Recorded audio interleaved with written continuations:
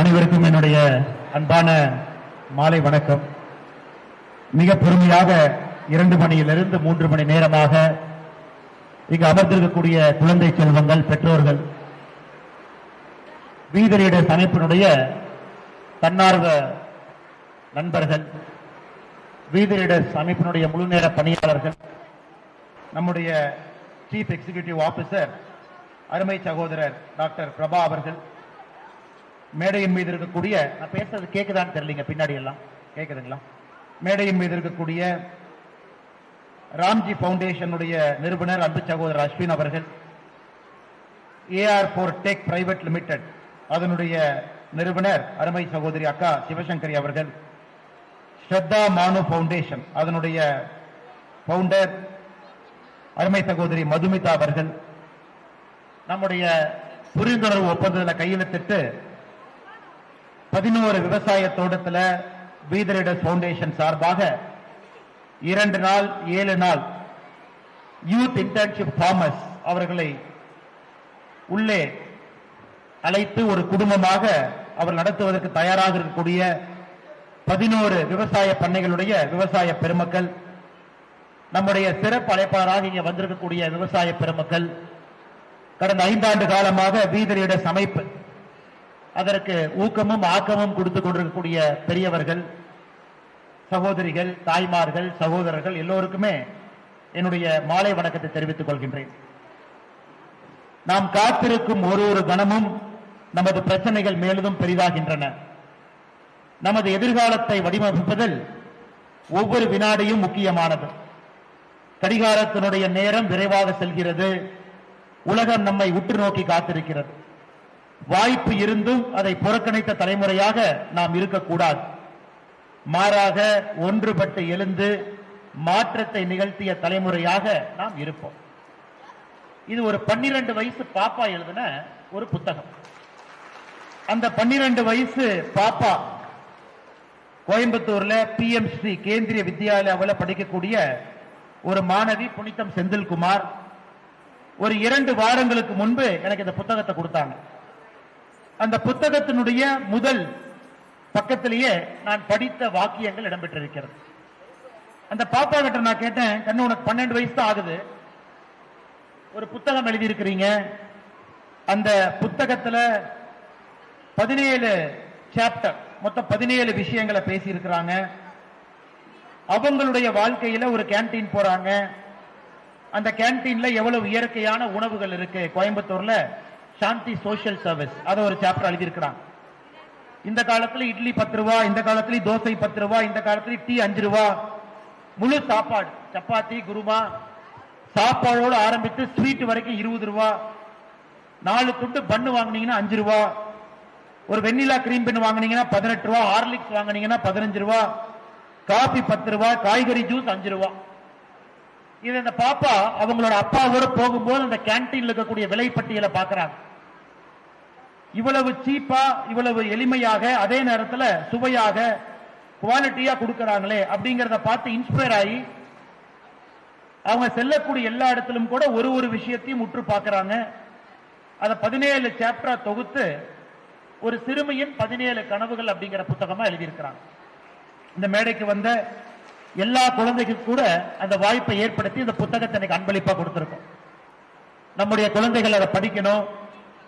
எப்படி நம்முடைய புனிதம் செந்தில்குமார் அவர்கள் 12 வயசுல ஒரு தீர்க்க சிந்தனைவாதியாக இருக்கிறாங்க. நம்முடைய குழந்தைகளுக்கும் கூட அந்த சின்ன ஒரு தீ பொரிய எங்கேயோ இடத்துல ஆரம்பிக்கணும் அப்படிங்கிறது நம்முடைய நோக்கம். எதற்காக இந்த புத்தகத்திலிருந்து நான் பேச ஆரம்பிக்கிறேன் அப்படின்னாங்க, ஒரு கிராமத்தில் இருக்கக்கூடிய குழந்தைக்கும் நகரத்தில் இருக்கக்கூடிய குழந்தைக்கும் என்னதான் நம்ம சொன்னாலும் கூட அடிப்படையில் அவர்களுடைய வளர்ச்சிக்கு கிராமப்புற பகுதியிலிருந்து வரக்கூடிய குழந்தைகளுக்கு நிறைய அட்வான்டேஜ் இருந்தாலும் கூட நிறைய இடத்துல டிஸ்அட்வான்டேஜ் இருக்கு. காரணம் வளரக்கூடிய சூழல், அவர்களுக்கு கிடைக்கக்கூடிய வாய்ப்புகள். இன்னைக்கு நம்முடைய வீதரீடர்ஸ் அறக்கட்டளை நம்முடைய ஃபர்ஸ்ட் சேலஞ்ச், மிக முக்கியமான பிரச்சனையாக நாம் பார்ப்பது, கிராமப்புறத்தில் இருக்கக்கூடிய குழந்தைகளுக்கு நகரப்புறத்தில் ஒரு பெரிய மாநகரத்தில் பெங்களூரோ டெல்லியோ பாம்பேவோ சென்னையோ கோயம்புத்தூரோ ஒரு பெரிய நகரப்புறத்தில் கிடைக்கக்கூடிய ஒரு வாய்ப்பு நம்முடைய கிராமப்புற குழந்தைகளுக்கு கிடைக்க வேண்டும் என்பது நம்முடைய மிக முக்கியமான எண்ணம், நோக்கம். இப்ப அதற்காகத்தான் கடந்த 5 ஆண்டுகளாக கடுமையான களப்பணியில வீதி லீடர்ஸ் வேலை பார்க்கிறாங்க. ஒரு சிலம்பமா இருக்கலாம், ஆனா இங்க இருக்கக்கூடிய மாஸ்டர் நல்ல மாஸ்டர் கண்டுபிடிச்சு அவங்களை கொண்டு வந்து சிலம்பத்தை சொல்லிக் கொடுக்கணும். காரணம், இன்னைக்கு சிலம்பம் வந்து கேலோ இந்தியா ஸ்போர்ட்ஸா மாறிடுச்சுங்க. 2036 இந்தியாவுக்கு ஒலிம்பிக் போட்டி ஒருவேளை கிடைக்கும் பொழுது, நிச்சயமா கிடைக்கும் பொழுது ஒலிம்பிக் போட்டியாக வருவதற்கும் சிலம்பத்திற்கு ஒரு வாய்ப்பு இருக்கு. ஏன்னா ஒரு ஒலிம்பிக் போட்டியை நடத்தக்கூடிய ஒரு நாடு தனக்கு பிடித்த 2 விளையாட்டை அவங்க நடத்தக்கூடிய ஒலிம்பிக் போட்டியில் அவங்க அதை வச்சுக்கலாம். கபடி வச்சுக்கலாம், சிலம்பம் வச்சுக்கலாம். இன்னையிலிருந்து நாம தயார் பண்ணி கொண்டு வரும் பொழுது 2036 இன்னும் 10 ஆண்டுகள் கழித்து அரவையில் இருந்தோ பக்கத்தில் இருக்கக்கூடிய கிராமப்புற பகுதியில் இருந்து யாராவது ஒரு குழந்தைக்கு நிச்சயமாக சிலம்பத்தில் இந்தியாவுக்கு தங்க பதக்கம் கிடைப்பதற்கு ஒரு வாய்ப்புனா ஏன் நாம உருவாக்க கூடாது? நம்ம சிந்தனை எல்லாம் ஒரு வெறும் சிலம்பத்தை கட்டிட்டு அவங்க கிராமத்தில் இருக்கக்கூடாது, இன்னும் மேலே போவதற்கு ஒரு வாய்ப்பு. இன்னைக்கு இந்தியாவுடைய செஸ்ல ஒரு பேசும்பொழுது ஒரு சகோதரி சொன்னாங்க, கிராண்ட் மாஸ்டர்ஸ் தமிழ்நாட்டில் தான் இன்னைக்கு அதிகப்படியான கிராண்ட் மாஸ்டர்ஸ் இந்தியாவில் இருக்கிறாங்க. நம்முடைய தமிழகத்தில் தான் அதிகப்படியான யங் கிராண்ட் மாஸ்டர்ஸ் இருக்காங்க. ஆனா உன்னிப்பா நீங்க பாக்குறீங்க அப்படின்னா அந்த கிராண்ட் மாஸ்டர்ஸ் எல்லாத்துக்குமே நல்ல ஒரு கோச் நகரப்புறத்தில் கிடைக்கிறார். இப்ப ரமேஷ் அவங்க எடுத்துக்கிட்டீங்க, எம்பி ரமேஷ் எடுத்துக்கிட்டீங்கன்னா பிரக்னானந்தா உருவாக்குறாங்க, அவங்க சகோதரி வைஷாலியை உருவாக்குறாங்க, இன்னும் பெரிய பெரிய மனிதர்களை கோச் ரமேஷ் உருவாக்கிட்டே இருக்கிறாங்க. சிட்டியில ஒரு ஸ்பெசிபிக் அட்வான்டேஜ் இருக்கு. ஆனா கிராமப்புறத்தில் ஒரு குழந்தை படிக்கும் பொழுது சூழல், இயற்கை, சுற்றுச்சூழல் நன்றாக இருந்தாலும் கூட ஃபெசிலிட்டி அவங்களுக்கு ஒரு பெரிய பிரச்சனையா இருக்கு. அதை உடைக்க வேண்டும் என்பது வீதி லீடர்ஸ் நோக்கம். ஆனால் இந்த ஆண்டு நீங்க மேடையில பேசும் பொழுதே சொன்னீங்க, இப்ப நாம செஸ் ஆரம்ப காலம் சொல்லி கொடுத்துட்டோம், குழந்தைகள் கத்துக்க ஆரம்பிச்சுட்டாங்க, விளையாடுறாங்க, உள்ளூர்ல பதக்கம் வாங்குறாங்க, தமிழக அளவுல வாங்குறாங்க, கரூர்ல வாங்குறாங்க. நம்முடைய நோக்கம் எல்லாம் உங்களை இன்னும் கிராண்ட் மாஸ்டரா ஒரு ILO ரேட்டிங்ல உங்களை மேல கொண்டு போகணும், அதுல அதிகப்படியான எண்ணிக்கையில நீங்க மேல வரணும், ஒரு கிராண்ட் மாஸ்டர் உருவாக்கணும் அப்படிங்கிற நோக்கம். ஆனா இன்னைக்கு நாம செய்யறது பவுண்டேஷன் லெவல் ஒர்க். ஆனா நிச்சயமா வருகின்ற காலத்துல ஒரு நகரத்துல கிடைக்கக்கூடிய வாய்ப்பு கிராமப்புறத்துல உங்களுக்கும் அதை ஏற்படுத்தி கொடுக்க வேண்டும் என்கின்ற போராட்டத்தை நாங்கள் கையில் எடுத்திருக்கின்றோம். நிச்சயமாக அதை சாத்தியமாக்குவோம் என்கின்ற நம்பிக்கை எனக்கு இருக்கு. அதே போல அடுத்து நாம் சாப்பிடக்கூடிய உணவு, எம்என்சி ஐயா முன்னாடி இருக்கிறாங்க, முன்னெடுக்கையில நிறைய விவசாய பெருமக்கள் அமர்ந்திருக்கின்றார்கள். எனக்கு தெரிஞ்சு 20 ஆண்டுகளுக்கு முன்பே அவங்கள டெக்ஸ்டைல் ஃபீல்டுல கொடி கட்டி பறந்தவர்கள். ஒரு நாள் எனக்கு எதுவும் வேண்டாம் என்று மூட்டை முடிச்சு கட்டிவிட்டு கிராமத்தை நோக்கி படையெடுத்து கிராமத்தில் விவசாயம் பண்ணி அங்க இயற்கை விவசாயத்தோடு சார்ந்து வாழ்ந்து அவங்க தயாரிக்கக்கூடிய உணவை அவங்களாகவே உண்டு இன்னைக்கு நமக்கெல்லாம் ஒரு முன்மாதிரியாக இருக்கக்கூடிய மனிதர்கள் இந்த முன்னெடுக்கையில் அமர்ந்திருக்கிறார். எதற்காக இதை நான் சொல்றேன்னாங்க, இன்னைக்கு நம்முடைய நாட்டை பொறுத்தவரை உலகத்தினுடைய பல நல்ல விஷயங்கள் நம்முடைய பாரத நாட்டில் நடந்தாலும் கூட உலகத்தினுடைய கேன்சர் கேபிட்டலாக மாறி இருக்கின்றோம். உலகத்தினுடைய டயபெட்டிஸ் டைப் 1 டைப் 2 சுகர் கேபிட்டலாக மாறி இருக்கின்றோம். உலகத்தினுடைய ரத்த அழுத்த நோய் பிபி பிளட் பிரஷர் அதனுடைய கேபிட்டலா மாறி இருக்கும். இந்த உலகத்தினுடைய அல்சர் கேபிட்டலாக மாறி இருக்கின்றோம். இவ்வளவு ஓடுவது எதற்காக? இவ்வளவு பணம் சம்பாதிப்பது எதற்காக? எல்லோரும் நகரத்தை நோக்கி படையெடுப்பது எதற்காக?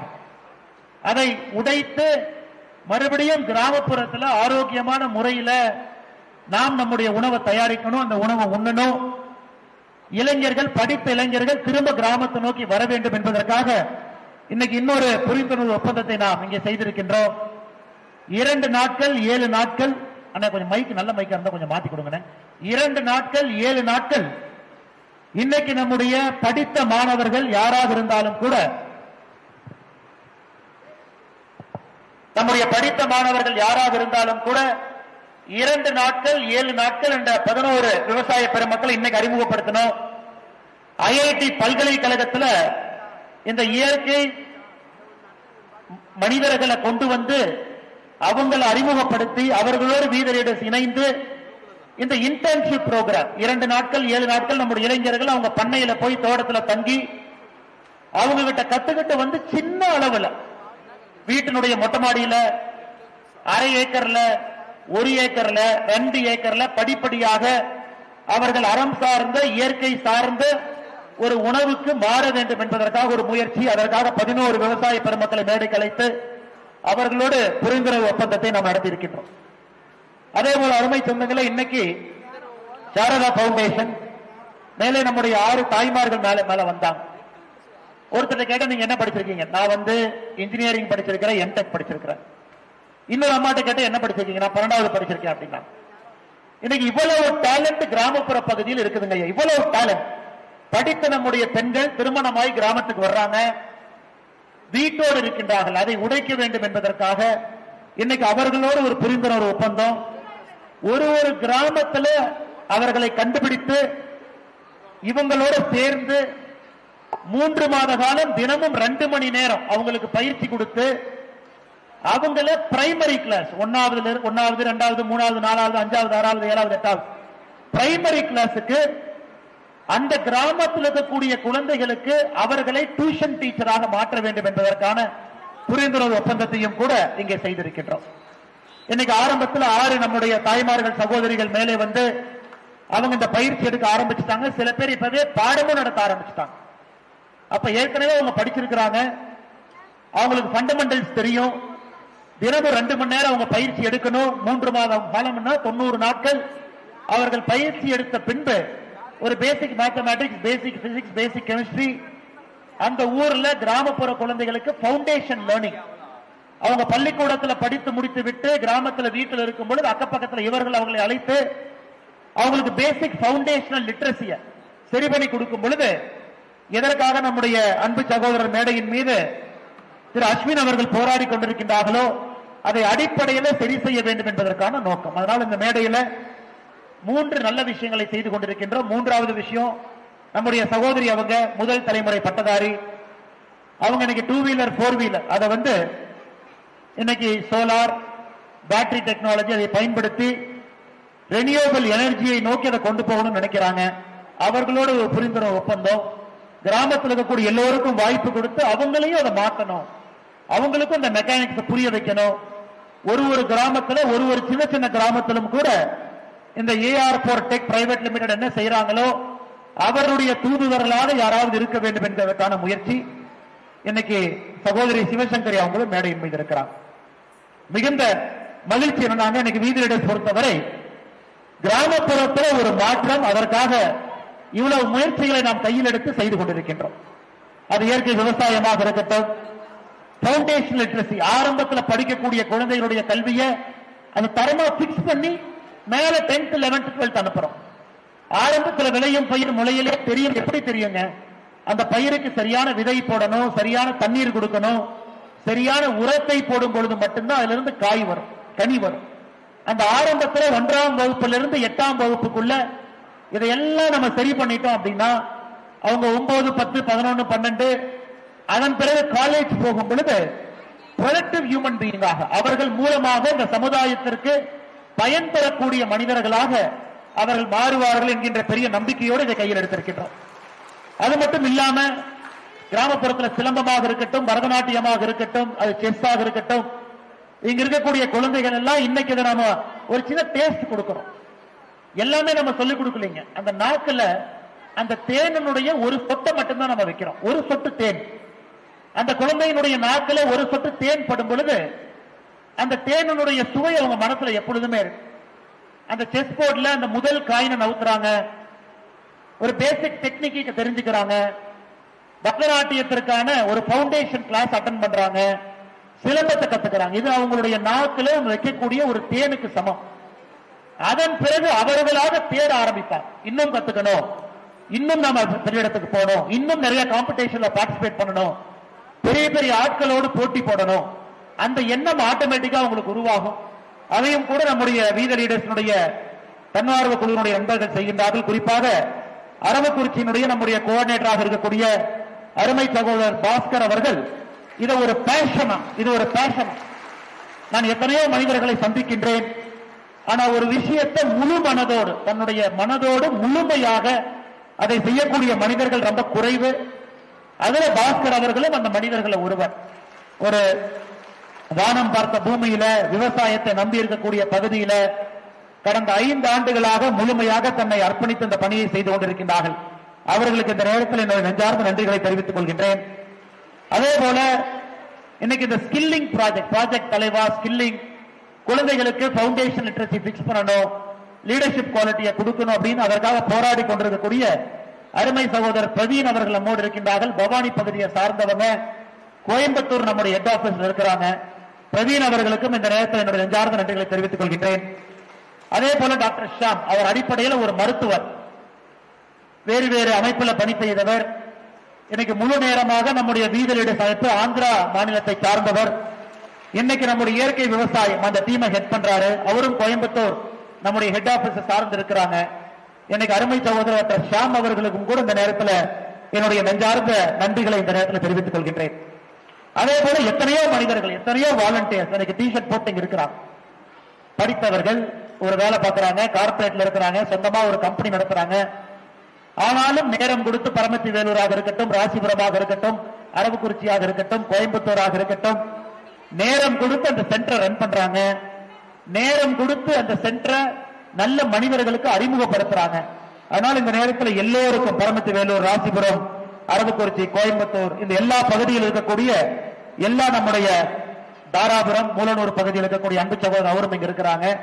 எல்லோருக்கும் இந்த நேரத்தில் என்னுடைய நெஞ்சார்ந்த நன்றிகளை, வாழ்த்துக்களை தெரிவித்துக் கொள்கின்றேன். காரணம், நேரம் கொடுத்து இந்த அமைப்பை முன்னாடி எடுத்துட்டு போறாங்க. அடிப்படையில் இந்த அமைப்பை நாம் 5 ஆண்டுகளுக்கு முன்பு ஆரம்பிக்கும் பொழுது ஒரே ஒரு கேள்வி மட்டும்தான் கேட்டோம். ஒரு மனிதன், அந்த மனிதனுக்கு 2 நாள் முக்கியமான நாள். 2 நாள் என்னை பொறுத்தவரை முக்கியமான நாள். முதல் நாள் என்பது அந்த மனிதன் பிறந்த நாள். பிறந்த நாள் ரொம்ப முக்கியம். அந்த பூமிக்கு வந்திருக்கிறாங்க, ஒரு ஜென்மம் கிடைச்சிருக்கு, ஒரு உயிர் புதிதாக உருவாகி இருக்கிறது, முக்கியமான நாள். அதை விட என்னை பொறுத்தவரை அதை விட முக்கியமான நாள் எதுன்னு கேட்டீங்கன்னா, அந்த மனிதனுக்கு ஏன் பிறந்தோம் என்று தெரிந்த நாள், பிறந்த நாளை விட முக்கியமான நாள். இன்னைக்கு பல இடத்துல நாம் பிறந்த நாள் கொண்டாடுறோம், கேக் வெட்டி கொண்டாடுறோம். என்னை பொறுத்தவரை இன்னும் கொஞ்ச நாள்ல பிறந்த நாள் கொண்டாடுறதை விட நாம் ஏன் பிறந்தோம் என்று தெரிந்த நாளை கொண்டாட ஆரம்பிக்கும் பொழுது அதற்கு இன்னும் மகத்துவம் கிடைக்கும். இன்னைக்கு வீத லீடர்ஸ் அமைப்பினுடைய முக்கியமான வேலை என்னன்னு கேட்டீங்கன்னா, ஏன் பிறந்தோம் என்பதை மனிதர்களுக்கு ஏதோ ஒரு இடத்துல ஒரு சின்ன தீப்பொறியாக நாம் அதை கொடுக்கணும் அப்படிங்கறத நம்முடைய நோக்கம். என்னுடைய வாழ்க்கை விவசாயத்துல சந்தோஷமா இருக்கா, சந்தோஷமா விவசாயம் பண்ணு. இயற்கை விவசாயம் பண்ணணுமா, சந்தோஷமா பண்ணுங்க. இல்ல நான் 3 நேரம் செஸ் மட்டும் விளையாட்டா எடுக்கணுமா, சந்தோஷமா பண்ணுங்க. இல்ல நான் 3 நேரம் இந்த வேலையை செய்யணுமா, சந்தோஷமா பண்ணுங்க.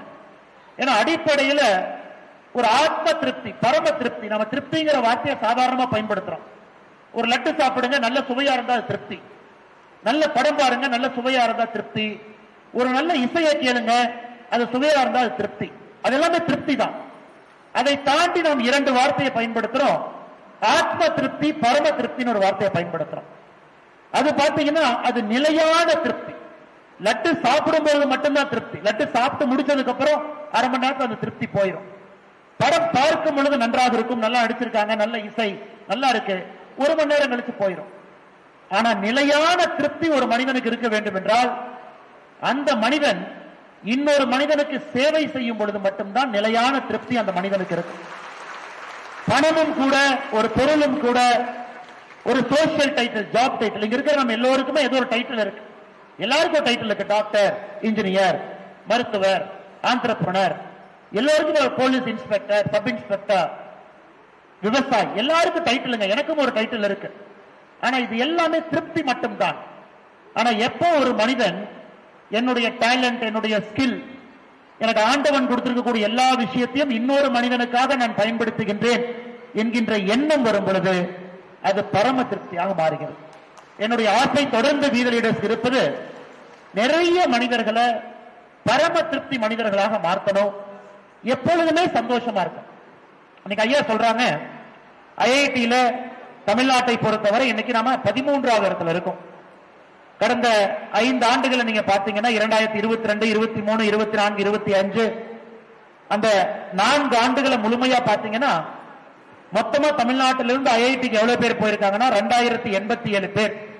4 ஆண்டுகள் முழுமையாக ஐஐடி 2087 பேர்.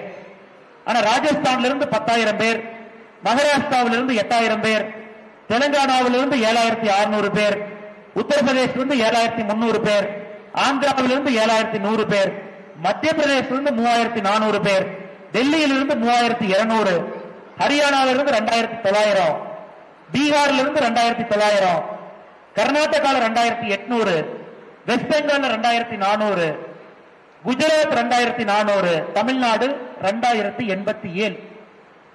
எதற்காக நான் திரும்ப படிக்கிறேன்? ஒரு பேசியிருக்காருங்க, 1 மணி நேரம் பேசினார்.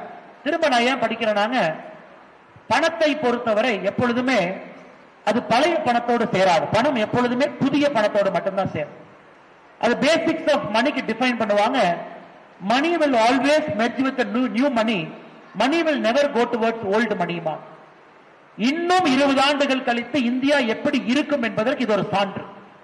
இப்ப இருந்து 20 வருஷம் கழிச்சு இந்தியாவுடைய பொருளாதாரம் எப்படி இருக்கும், இந்தியாவுடைய மாநிலங்கள் எப்படி இருக்கும், ஒரு மாநிலமும் நம்பர் 1 நம்பர் 2. இன்னைக்கு இந்தியாவில் அதிகாரப்பூர்வமாக 2வது மாநிலமாக தமிழ்நாடு இருக்கு. எந்த குறியீடை பார்த்தாலும் கூட மகாராஷ்டிரா முதல் மாநிலம், தமிழ்நாடு 2வது மாநிலம். காரணம், கடந்த 50 ஆண்டுகளாக நம்முடைய கவனம் எல்லாம் காமராஜர் ஐயா காலத்திலிருந்து நிறைய மனிதர்களை படிக்க வைக்கணும்.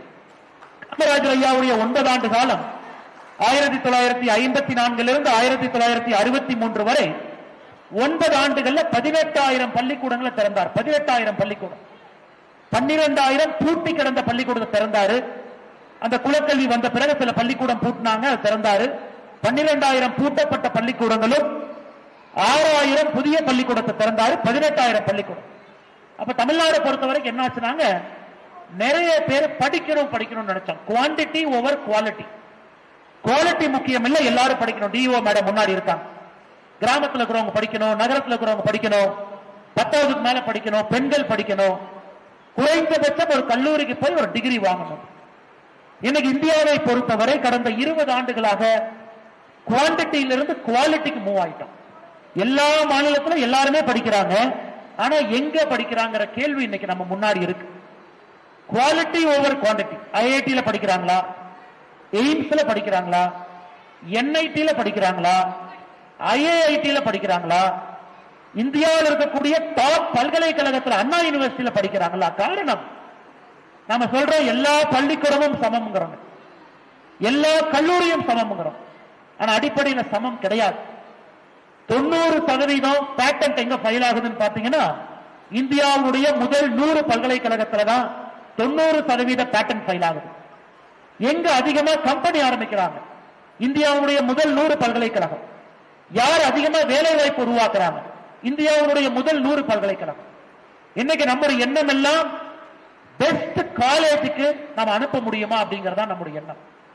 ஆனா இன்றைய அரசியல் அதை பிரதிபலிக்கல. இன்றைய அரசியல் அதை பத்தி பேசல. இன்றைய அரசியல் அதை பத்தி பேசினாவே தவறுன்னு நினைக்கிறாங்க. அதை வீத லீடர்ஸ்ல பேசணும்னு நினைக்கிறோம். நம்முடைய குழந்தைகளை மோட்டிவேட் பண்ணி, நீங்க ஐஐடி போகணும், உங்களால முடியும். நீங்க ஐஏஎம் போகணும், உங்களால முடியும். நீங்க என்ஐடி போகணும், உங்களால முடியும். ஐஏஎஸ் ஆகணும், உங்களால முடியும். அந்த கனவுகளை கொடுக்கணும். அது செய்யும் பொழுது என்ன ஆகுனாங்க, இவங்க எல்லாம் அந்த பெஸ்ட் இன்ஸ்டிடியூஷன் போகும் பொழுது நல்ல மனிதர்களை பார்க்கறாங்க, எக்ஸலன்ஸ் டேஸ்ட் பண்றாங்க, திரும்ப அவங்க வந்து பெரிய ஆளுமைகளாக மாறுகின்றார். அதனால்தான் மேலையில் இருக்கக்கூடிய திரு அஸ்வின் அவர்கள் பேசியது மிக மிக முக்கியம். என்ஐடியில கூட தமிழகத்தை பொறுத்தவரை 12வது இடத்துல இருக்கும். ஐஐஐடியை பொறுத்த வரைக்கும் தமிழகம் 8வது இடத்துல இருக்கு. இது எல்லாம் கூட நாம் முதல் படி மூலமாக கிராமப்புறத்துல அந்த தாய்மார்களை தயார் பண்ணி பவுண்டேஷன் லிட்ரஸியை சரி பண்ணும் பொழுது குழந்தைகள் 8வது 9வது 10வது வரும் பொழுது நாலேஜபிளா, ஸ்கில்ஃபுல்லா, பேசிக் கான்செப்ட தெரிஞ்ச குழந்தைகளா நிச்சயமாக அந்த குழந்தைகள் அடுத்த கட்டம் வருவாங்க என்கின்ற நோக்கம். இதற்கு நீங்கள் எல்லாமே ஒத்துழைக்கணும். ஏன்னா நம்முடைய ஆரம்ப கட்ட கல்வி என்பது இன்னைக்கு கிரைசிஸ் மோட்ல இருக்கு. அதை சரி பண்ணணும், அதற்கு அதிக முக்கியத்துவம் கொடுக்கணும்.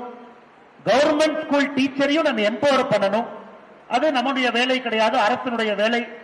அது அரசு பொறுப்புல வர்றவங்க கவனம் கொடுத்து ஆரம்ப கல்வியினுடைய ஆசிரியர்களுக்கு மரியாதை கொடுத்து அவர்களை எம்பவர் பண்ணி ஊக்கப்படுத்தி அவர்களை தயார் பண்ணது ஒரு பக்கம். நாம் இன்னைக்கு அரசியல் இல்லை, நம்ம எல்லோருமே சாதாரண மனிதர்கள், சாதாரண விவசாயம் செய்யக்கூடியவர்கள், தொழில் செய்யக்கூடியவர்கள். நாம் நம்முடைய கையில் என்ன முடியுமோ அதை நாம செய்ய ஆரம்பிச்சிருக்கிறோம். அதையும் கூட இந்த நேரத்தில் உங்களுக்கு தெளிவுபடுத்த வேண்டும் என்பது என்னுடைய ஆசை. அதே நேரத்தில் நம்முடைய பிரதமர் அவர்கள் ஒரு 1.5 மாசத்துக்கு முன்னாடி கோயம்புத்தூருக்கு வெறும் 2 மணி நேரம் மட்டும் வந்தாங்க. வெறும் 2 மணி நேரம். அவருக்கு பல வேலைகள் இருந்துச்சு. அரசு நிகழ்ச்சியில பங்கேற்கல, அவர் சார்ந்திருக்கக்கூடிய கட்சி நிகழ்ச்சியில பங்கேற்கல. வெறும் 2 மணி நேரம் வந்தாரு, ஏர்போர்ட்ல இறங்கினாரு, நேர கொடிசியா போனாரு கோயம்புத்தூர்ல. அங்க தென்னிந்தியாவுடைய இயற்கை விவசாயிகள் சம்மேளனம், அந்த மீட்டிங்ல பங்கேற்றாங்க. விவசாயிகளை பார்த்தாங்க, பேசினாங்க. இங்க இருக்கக்கூடிய விவசாய பெருமக்கள் நிறைய பேர் அந்த மீட்டிங் போயிருந்தாங்க. எதற்காக பிரதமர் வந்தாங்கன்னாங்க, இன்னைக்கு நம்முடைய மண், நம் உணவு உண்ணக்கூடிய மண், நம்முடைய செம்பரியாடு மேயக்கூடிய மண், நம்முடைய பசுமாடுகள் மேயக்கூடிய மண், அதனுடைய கார்பன் கண்டென்ட், அந்த மண்ணை எடுத்து அதுல எவ்வளவு கார்பன் இருக்கு நீங்க அனலைஸ் பண்ணீங்கன்னா, குறைந்தபட்சம் அந்த மண்ணில் குறைந்தபட்சம் ஒரு 6% அதுல கார்பன் கண்டென்ட் இருக்கணும். அப்பதான் அந்த மண்ணில் ஏதாச்சும் ஒரு, அந்த நம்ம ஊர்ல சொல்லுவாங்களேங்க, பாசி தூசினாச்சு விளையும் அப்படின்னு. குறைந்தபட்சம் 6%. இன்னைக்கு தமிழ்நாட்டில் எத்தனையோ இடத்துல மண்ணினுடைய கார்பன் கண்டென்ட் 0.5% ஆயிடுச்சு. 0.5%. அப்பனா அந்த மண்ணில் எதுவுமே வராது. அந்த மண்ணில் நீங்க ஒரு உணவு எடுத்து சாப்பிட்டீங்கன்னா அது அசிடிக், ஒரு ஆசிடுக்கு சம்பந்தப்பட்ட ஒரு மண்ணாக அது மாறி இருக்கிறது. இந்த கார்பனை இன்னைக்கு நம்முடைய மண்ணில் நம்ம பிக்ஸ் பண்ணணும். பண்டை காலமாக காலங்காலமாக இருந்த கார்பன் கண்டென்ட் அந்த மண்ணில் நம்ம இழந்துட்டோம். மேல இருக்கக்கூடிய சாயில எடுத்தாச்சுங்க, அதை எடுத்து ரியல் எஸ்டேட் பண்ணிட்டோம், அதை எடுத்து வேறு வேறு நிறுவனங்கள் உருவாக்கிட்டோம், கீழே தோண்டி தோண்டி போறோம், அந்த மண்ணில் விவசாயம் பண்றோம். பிரதமர் அவர்கள் ஒற்றை நோக்கத்திற்காக வந்தது, நம்முடைய மண்ணில் கார்பன் கண்டென்ட் திரும்ப 6% மேல கொண்டு போகணும். தமிழ்நாட்டில் எத்தனையோ இடத்துல 0.5% கார்பன் வந்துருச்சு. இப்ப நீங்க யோசிச்சு பாருங்க, இந்த பூமி இத்தனை ஆண்டு காலமாக இருக்கு, முன்னோர்கள் வாழ்ந்துட்டாங்க. ஆனா நமக்கு பின்னாடி வரப்போற குழந்தைகள் எந்த உணவை உண்ண போறாங்கன்னு ஒரு நிமிஷம் நீங்க யோசிச்சு பாருங்க. அதற்காகத்தான் வீத லீடர்ஸ் இரண்டாவது முக்கியமான நோக்கம். நீங்க பள்ளிக்கூடத்தில் படிக்கிறீங்க, காலேஜில் படிக்கிறீங்க, யாராவது இருந்தாலும் உங்கள்கிட்ட விவசாய தோட்டம் இல்ல, நீங்க சென்னையில படிக்கிறீங்க, விவசாயமே நீங்க பார்த்தது கிடையாது. ஒரு மாடு கொப்பில இருந்து பால் கறப்பாங்களா, காம்பில இருந்து பால் கறப்பாங்களா கூட உங்களுக்கு தெரியல, பரவாயில்ல. ஒரு மாட்டுக்கு 4 காம்பு இருக்கு, தெரியல கூட பரவாயில்ல. ஆனா வீத லீடர்ஸ் இன்னைக்கு உங்களுக்கு அந்த வாய்ப்பு உருவாக்கி கொடுக்குது. உங்களுடைய சம்மர் ஹாலிடே, ஹாஃப் இயர்லி லீவ்ல அப்பா அம்மாவுடைய அனுமதியோடு 2 நாட்கள் இன்டர்ன்ஷிப் ப்ரோக்ராம் வாங்க, 7 நாள் இன்டர்ன்ஷிப் ப்ரோக்ராம் வாங்க. இங்க இருக்கக்கூடிய விவசாய பெருமக்கள் முதல் இருக்கையில் இருக்காங்க, அவங்க தோட்டத்துக்கு நீங்க போங்க. அந்த வீத லீடர்ஸும் அவர்களும் இணைந்து அந்த தோட்டத்தில் அவங்க தங்க முடியுமா, தங்குவதற்கு வசதி இருக்கா, அந்த தோட்டத்தில் பத்திரமா இருக்கா அவங்க தங்கறதுக்கு, பெண் குழந்தைகள் வர்றாங்க, பெண்கள் வர்றாங்க, அவர்களுக்கு பாதுகாப்பு இருக்கான்னு நம்முடைய அமைப்பை சார்ந்தவர்கள் ஒரு தோட்டத்துக்கும் போய் அவங்ககிட்ட பேசி அவங்களுடைய அனுமதியை வாங்கி அதை சர்டிஃபை பண்ணி இன்னைக்கு நாம லீடு ஃபார்மர்ஸ் அப்படிங்கிற கான்செப்ட் அறிமுகப்படுத்தி இருக்கோம். கிட்டத்தட்ட 800க்கும் மேற்பட்ட இளைஞர்கள் பதிவு செஞ்சிருக்கிறாங்க. அவர்களுக்கான ட்ரைனிங் நாம் ஆரம்பிச்சிருக்கோம். அந்த குழந்தை முதலாக வந்து கை மண்ண படணும், மண்புழு எடுத்து கையில வைக்கணும், மண்புழு கடிக்காது கொத்தாது, மண்புழு பாய்சன் கிடையாதுன்னு அந்த குழந்தைக்கு சொல்லிக் கொடுக்கணும். ஒரு மாடு இன்னைக்கு சிட்டியில போய் பாத்தீங்கன்னா மாடு சாணம் போடுதுன்னு சொல்றது இல்லைங்க, மாடு ஷிட் அடிக்குதுன்னு சொல்றாங்க. மாடு ஷிட் அடிக்குதுங்கிறாங்க சிட்டியில, சாணம் என்கின்ற வார்த்தையை பயன்படுத்தல. அவர்கள் அதை பார்க்கணும், மாடு சாணம் போடுதுங்கிற வார்த்தையை அந்த குழந்தை சொல்ல வைக்கணும். ஒரு பெரிய உயரிய நோக்கோடு ஐஐடி மெட்ராஸ் பல்கலைக்கழகத்தோடு இணைந்து இந்த ப்ரோக்ராமை நம்ம லான்ச் பண்ணி இன்னைக்கு நம்முடைய பெரியவர்கள் அவர்கள் தயவோடு இதை முன்னாடி கொண்டு போயிருக்கோம். இதுவும் மிக மிக முக்கியம். அந்த குழந்தை இந்த ட்ரைனிங் ப்ரோக்ராம் முடிச்சு திரும்பி போகும் பொழுது அவங்க அம்மா சொல்லுவாங்க, அம்மா தோட்டம் இல்லாட்டி பரவாயில்ல, வீட்டினுடைய மொட்டை மாடியில ஹைட்ரோபோனிக் ஃபார்மிங் பண்ணுங்க, வீட்டு மொட்டை மாடியில கீரை போடுங்க, பால்கனியில காய்கறி போடுங்க, அந்த காய்கறியை உணவா சமைச்சு கொடுங்க, எல்லாமே மார்க்கெட்ல போய் வாங்காதீங்க அப்படின்னு அந்த குழந்தை சொல்லிட்டாங்கனாவே இந்த 2 டே இன்டர்ன்ஷிப் ப்ரோக்ராம் நமக்கு வெற்றின்னு அர்த்தம். அதையும் முன்னெடுத்து நடத்தக்கூடிய விவசாய பெருமக்கள் இங்க இருக்கிறாங்க, நம்முடைய தன்னார்வ நண்பர்கள் இருக்கின்றார்கள். அவர்களுக்கும் இந்த நேரத்தில் என்னுடைய நெஞ்சார்ந்த வாழ்த்துக்கள் என்றுகளை தெரிவித்துக் கொள்கின்றேன். அது மட்டும் இல்ல, நிறைய குழந்தைகள் இங்க இருக்கிறனால இதையும் சொல்ல வேண்டிய கட்டாயமும் கடமையும் இருக்குது. நான் ஒரு முறை சவுத் ஆப்பிரிக்கா போயிருந்த பொழுதுங்க, ஒரு 4 ஆண்டுகளுக்கு முன்பு நெல்சன் மண்டேலா அவர்களுடைய பிறந்த நாள் ஜூலை 18ஆம் தேதி. அந்த அந்த புரோகிராம்ல, பிரிக்ஸ் சம்மிட் புரோகிராம்ல, பொலிட்டிக்கல் பார்ட்டி புரோகிராம், நான் சார்ந்திருக்கக்கூடிய கட்சியின் சார்பாக பிரதிநிதியாக சவுத் ஆப்பிரிக்காவில் இந்த பிரிக்ஸ் சம்மிட்டுக்கு நான் சென்றிருந்தேன். சவுத் ஆப்பிரிக்காவுடைய ஜனாதிபதி சிரில் ராமபோசே அவர்கள் அந்த புரோகிராம்ல அவர் தான் சிறப்பு விருந்தினர். நாங்க எல்லாம் உட்கார்ந்திருக்கோம். சிரில் ராமபோசே அவர்கள் 1 மணி நேரம் தாமதமா வந்தார். எல்லா நாடுகள், சைனா, இந்தியா, உலகத்தில் கிட்டத்தட்ட 70-80 நாட்டுகளுடைய பிரதிநிதிகள் இருக்கிறாங்க. சிரில் ராமபோசே மேடைக்கு வந்தோடனே சவுத் ஆப்பிரிக்காவுடைய ஜனாதிபதி மேடைக்கு வந்து மைக் எடுத்து, எல்லாரும் நீ மன்னிச்சுக்கங்க, இன்னைக்கு நெல்சன் மண்டேலா அவருடைய பிறந்த நாள். அவருடைய பிறந்த நாள்ல இந்த நாட்டு மக்கள் எல்லோரும் கட்டாயமா ஒரு வேலையை செய்யணும். இந்த நாட்டினுடைய ஜனாதிபதி நானும் செய்யணும். அந்த வேலையை செஞ்சுட்டு வர்றதுக்கு தாமதம் ஆயிடுச்சு. எனக்கு ஒரு மாதிரி தூக்கு வாங்கி போட்டுச்சு. இது ஒரு ஜனநாயக நாட்டில் எதுவுமே நம்ம கம்பல்சரி பண்றது கிடையாது. ஒரு கம்யூனிஸ்ட் நாடா இருந்தா கம்பல்சரி மிலிட்டரி சர்வீஸ், கம்பல்சரி இதை பண்ணுங்க, கம்பல்சரி அதை பண்ணுங்க. நம்ம ஊர்ல எதுவுமே கம்பல்சரி இல்லை. நம்ம இந்தியாவை பொறுத்தவரை எதுவும் கம்பல்சரி இல்லை. அப்ப ஒரு ராமபோசே சொல்றாரு, நெல்சன் மண்டேலாவுடைய பிறந்த நாள்ல இந்த நாட்டினுடைய ஒரு குடிமகனும் அன்னைக்கு 67 நிமிஷம், ஏன்னா 67 ஆண்டுகள் நெல்சன் மண்டேலா அவர்கள் சவுத் ஆப்பிரிக்காவுக்காக 67 ஆண்டுகள் அவர் பாடுபட்டார். அதுக்காக 67 நிமிஷம் ஏதாச்சும் ஒரு சர்வீஸ் அவங்க பண்ணணும். மர வைக்கலாம், அரசு பள்ளியில பாடம் எடுக்கலாம், ஒரு அரசு கட்டடத்தை போய் சுத்தம் பண்ணலாம். ஏதாச்சும் ஒரு விஷயத்தை அந்த நாட்டுக்காக, அந்த நாட்டினுடைய ஒரு குடிமகனும் ஜூலை 18ஆம் தேதி 67 நிமிஷம் அவங்க பண்ணணும். நாட்டினுடைய ஜனாதிபதியாக இருந்தாலும் அவர் செய்யணும். கடைக்கோடியில் இருக்கக்கூடிய மனிதனும் செய்யணும். யோசிச்சு பாருங்க, இது எவ்வளவு பவர்ஃபுல் ஒரு சர்வீஸ் ஸ்பிரிட்டை உருவாக்கும் பாருங்க. ஒரு குழந்தை பள்ளிக்கூடத்தில் இந்த ஆண்டு 67 நிமிஷம், அடுத்த ஆண்டு 67 நிமிஷம், 10ஆம் கிளாஸ் வரைக்கும் டெய்லி ஒரு வருஷமும் 67 நிமிஷம் சேவை பண்றாருன்னா அந்த குழந்தை ஆட்டோமேட்டிக்கா அதை 100 நிமிஷம், அது 200 நிமிஷம், அது 300 நிமிஷமா மாற்றுவாங்க. அதனாலதான் நம்முடைய வி தி லீடர்ஸ் ஃபவுண்டேஷனுடைய நீங்கள சத்திய வாக்கு, சத்திய பிரமாணம் எடுத்த பொழுது ஒரு வார்த்தையை பயன்படுத்துறாங்க. குறைந்தபட்சம் 1 மணி நேரம் நீங்க சர்வீஸ் பண்ணுங்க. நம்முடைய அமைப்பினுடைய தன்னார்வலா நீங்க இருக்கிறீங்க அப்படின்னா 1 மணி நேரம் சர்வீஸ் பண்ணுங்க. 1 மணி நேரம். அந்த சர்வீஸ்ங்கிறது என்னங்க? உங்களை தாண்டி ஒரு மனிதனுக்கு உதவி பண்ணா அது சர்வீஸ்.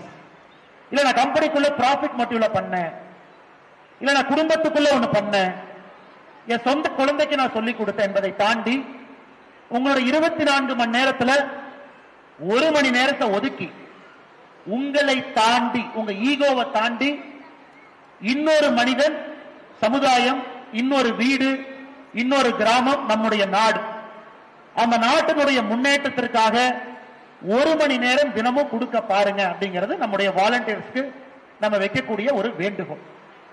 இப்ப நான் ஒரு அரசியல் கட்சியை சார்ந்து இருக்கிறனால எனக்கு அது 8 மணி நேரமோ, சில நாள் 10 மணி நேரமோ, சில நாள் 12 மணி நேரமோ அந்த வேலையை செய்ய வேண்டும். அது கட்டாயமும் இருக்கு. நான் இஷ்டப்பட்டு அந்த நேரத்தை செய்யறேன். ஆனா நம்முடைய தன்னார்வ நண்பர்கள் அவங்க எந்த அரசியல் கட்சியிலும் இல்ல. அவங்க எல்லாமே 10 மணி நேரம் பிரைவேட் கம்பெனில வேலை பார்க்கிறாங்க. அப்படி இருந்தும் கூட எத்தனையோ பேரு தினமும் 1 மணி நேரம் ஒதுக்கி ஆன்லைன்ல ட்ரைனிங் கொடுக்கறாங்க, இயற்கை விவசாயத்தை பத்தி பேசுறாங்க, மரம் வைக்கிறாங்க, சைலண்டா இவ்வளவு வேலைகள் செய்து கொண்டிருக்கின்றார்கள். அவர்களுக்கும் இந்த நேரத்தில் என்னுடைய நெஞ்சார்ந்த நன்றிகளை தெரிவித்துக் கொள்ளும். அதனால இந்த கூட்டத்தில் பங்கு பெறக்கூடிய எல்லா அன்பு சொந்தங்களுக்கும் என்னுடைய அன்பான வேண்டுகோள், நாம் உங்களிடம் இந்த பவுண்டேஷன்ல நீங்க வாலண்டியரா இருக்கீங்க, நாம் உங்களிடம் வைக்கக்கூடிய ஒரே ஒரு வேண்டுகோள், கோரிக்கை, 60 நிமிஷம் உங்களால கொடுக்க முடியுமான்னு பாருங்க. நம்ம கேட்கறோம். உங்க கிராமத்துல, உங்க வீட்டை சுத்தி இருக்கக்கூடிய பகுதியில நீங்களா ஒரு சின்ன குழுவை ஒருங்கிணைத்து வடிவமைத்து சுத்தம் பண்றதா இருக்கட்டும், ஒரு 4 பேருக்கு சொல்லிக் கொடுக்கறதா இருக்கட்டும், 4 நல்ல விஷயத்தை பேசுறதா இருக்கட்டும், ஒரு ரீடிங் கிளப். இன்னைக்கு பாருங்க, செய்தித்தாளை காலையில் நீங்க ஓபன் பண்ணீங்கன்னா 80% நெகட்டிவ் நியூஸ். 80%. நான் நிறைய நேரம் செய்தித்தாள் எடுத்து செக் பண்ணுவேன், இன்னைக்கு எவ்வளவு நெகட்டிவ் நியூஸ் போட்டிருக்கான்னு பார்ப்பேன். அதுவும் குறிப்பாக நம்முடைய பிராந்திய உள்ளூர் செய்தித்தாள் எடுத்து படிச்சீங்கன்னா ஒரு ரேப், ஒரு கொலைய சினிமா படம் மாதிரி எழுதுறாங்க. சினிமா படம் மாதிரி எழுதுறாங்க. இவர் வந்தார், அவர் பார்த்தார், அவர் சென்றார், இது நடந்தது அப்படின்னு சினிமா படம் மாதிரி. அப்ப நானே நினைச்சுக்குவேன், ஒரு குழந்தையோ ஒரு தாயோ ஒரு வீட்டுல இந்த செய்தித்தாளை எடுத்து படிக்கிறாங்கன்னா அவங்களுக்கு என்ன பாசிட்டிவ் மெசேஜிங் நாம அதுல கொடுக்கிறோம்?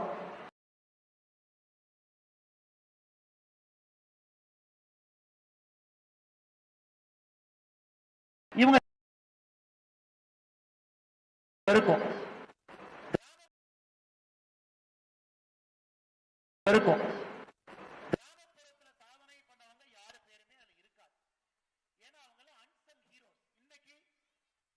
2026க்கான பத்மா விருது ஒரு 2 மணி நேரத்துக்கு முன்னாடி மத்திய அரசு அறிவிச்சிருக்கிறாங்க. இன்னைக்கு இந்த ஆண்டுக்கான பத்மா விருது நான் செல்போன்ல வரும்போது அந்த பேரை பத்மா விருது ஒரு 2 மணி நேரத்துக்கு முன்னாடி மத்திய அரசு அறிவிச்சிருக்கிறாங்க. இன்னைக்கு இந்த ஆண்டுக்கான பத்மா விருது நான் செல்போன்ல வரும்போது அந்த பேரை பார்த்துக்கிட்டே வந்தேன். எனக்கே சத்தியமா அது 50% பேர் தெரியாதுங்க. நான் அரசியல் இருக்கேன், பல ஊருக்கு சுத்துறேன், பல மனிதர்களை பார்க்கிறேன். எனக்கே அது 50% யாருமே தெரியாது. கூகுள் பண்ணி யார் அவங்க, இந்த சூப்பர் அருமை அவங்களுக்கு கொடுத்திருக்காங்க, ரொம்ப சந்தோஷம். நான் கூகுள் பண்ணி பார்க்கிறேன். அதே போல உங்களுக்கும் இன்னைக்கு இவர்களை ஒரு பத்மா விருது மூலமாகத்தான் நாம் அறிமுகப்படுத்த வேண்டும் என்கின்ற அவசியம் இல்ல. உள்ளூர்ல இருக்கக்கூடிய வீத லீடர்ஸ் வாலண்டியர் உங்க கிராமத்துல அவங்கள பிடிச்சு அவங்கள வச்சு ஒரு கூட்டம், அவங்க ஒரு இன்ஸ்பிரேஷன் ஸ்டோரி, ஒரு இன்ஸ்பைரிங் ஸ்டோரி, அதனால ஒரு மாற்றத்தை நீங்க ஏற்படுத்துறீங்க, ரொம்ப சந்தோஷம். இப்ப 2வது இருக்கையில ஜவஹர்லால் இருக்கிறாங்க, வெள்ள கோயில்ல ஒரு வீடு கட்டினார். அந்த வீடு முழுவதுமே இயற்கை பொருட்களை வைத்து இயற்கையான ஒரு பசுமை வீடு.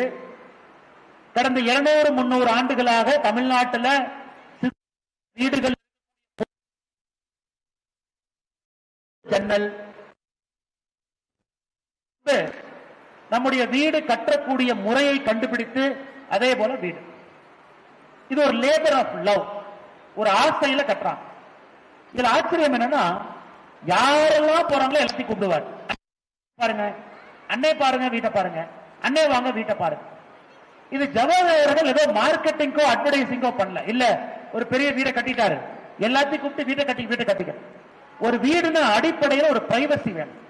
நம்ம வீட்டுக்கு எல்லாம் யாரு வந்தாலும் எங்க கூட்டு போவார், கிச்சனுக்கு கூட்டு போவார், பாத்ரூம் கூட்டு போவாரு, பெட்ரூம் கூட்டு போவாரு. இப்படி கட்டினே, இது காரைக்குடியில இருந்து எடுத்து வந்தனே, இது கள்ளக்குறிச்சி பாரு. எனக்கு ஆச்சரியம் என்னன்னா, இந்த மனிதர்கள் அதையெல்லாம் தாண்டி இதை ஏன் காட்டுறாங்கன்னா, இந்த வீடு மாதிரி நீங்களும் ஏதாச்சும் கட்டும் பொழுது இயற்கையை சார்ந்து கட்ட பாருங்க. எந்த உயிரினத்தையும் கொல்லாம ஒரு சிமெண்ட் நீங்க எடுக்கிறீங்க, அவ்வளவு பொருட்களை அழித்தெடுக்கிறீங்கன்னா எவ்வளவு சுற்றுச்சூழல் மாசு அதை ஏற்படுத்த பண்ணாதீங்க, வேற மாதிரி போங்க, ஒரு முயற்சி. அதனால நிறைய பேர் இங்க இருக்கிறவங்க பர்சனலா நான் பேசிட்டே போலாம். வள்ளுவர் காலேஜ் ஐயா இருக்கிறாங்க. முதல் நாள் இந்த வீதலிட அமைப்பு ஆரம்பிச்சதே ஐயாவுடைய கல்லூரி. ஒரு ஹோட்டல் நடத்துறார், ஹோட்டலுக்கு பிறகு ஹோட்டல் நடத்துறார். எங்கனே ஹோட்டல்ல பாரே இல்லை அப்படின்னு, நம்ம ஹோட்டல்ல பார் இல்லைங்க, இது வெஜிடேரியன் ஹோட்டல் அப்படின்னு. நான் கேட்டேன், எப்படி லாபம் சம்பாதிப்பீங்க? பார் இருந்தா தான் லாபம் அப்படிங்கிற கான்செப்ட்ல ஒரு மனிதன் தான் நடத்தக்கூடிய உணவு கூடத்தையும் கூட அதுல தப்பான ஒரு விஷயத்தை நம்ம செஞ்சிடக்கூடாது. தப்பான மனிதர்கள் அந்த ஃபேமிலியோட வரும் பொழுது ஒரு தாய்மார முகம் சுழித்து விடக்கூடாது என்பதற்காக நடத்தக்கூடிய ஹோட்டல்ல பார் கிடையாது. அடுத்தவர் நடத்தக்கூடிய பெட்ரோல் பம்ப். இன்னைக்கு 1 லிட்டர் நீங்க பெட்ரோல் அடிக்கிறீங்கன்னா, இன்னைக்கு அந்த 1 லிட்டர் எங்க வந்துச்சு, 1 கிலோ எங்க வந்துச்சுன்னா அது ஒரு ஸ்டாண்டர்ட் யூனிட்.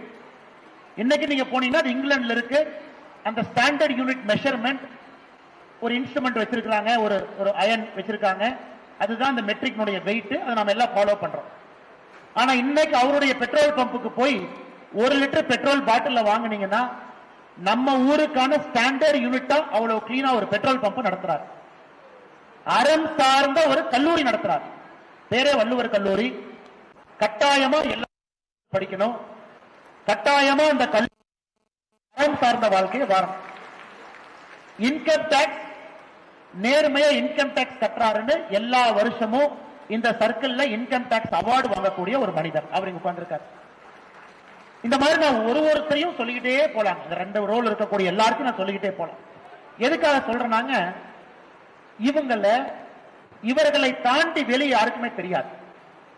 அவங்க தெரிஞ்சுக்கணுங்கிறதுக்காக இந்த வேலையை அவங்க செய்யல.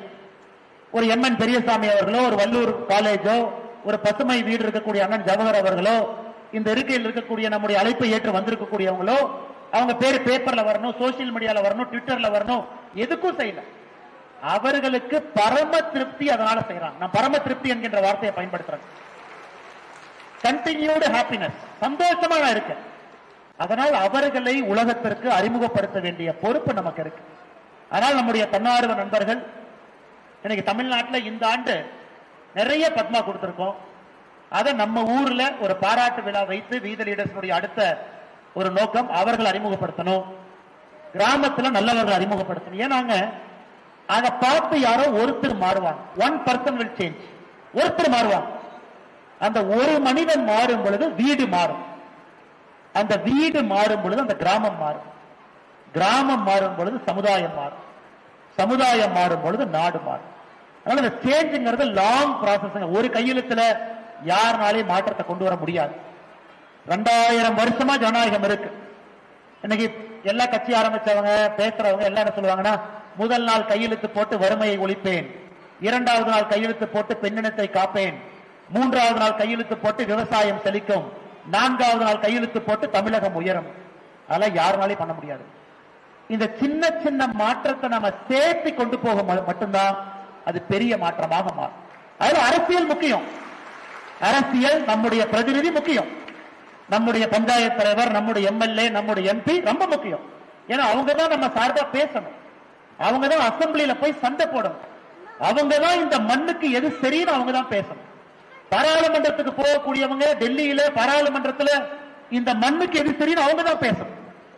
ஆனாலும் மாற்றம் நடந்துருமா? காமராஜரையா 9 ஆண்டுகள் இருந்திருக்கிறான், மிகப்பெரிய ஆளுமை. அதனால நாங்க திரும்ப திரும்ப கேட்கறது, எல்லாமே பாலிடிக்ஸ் பார்க்காம உள்ளூர் மாற்றம், சிறு சிறு மாற்றம், ஒரு தனி மனித மாற்றம்னு நம்ம யோசிக்கணும். இது ஒரு பெரிய ஒரு ஆலமரமாக இது மாற வைக்கணும். அது வீத லீடர்ஸ் நோக்கம். அதனாலதான் நம்ம லீட் த சேஞ்ச் சொல்றோம்.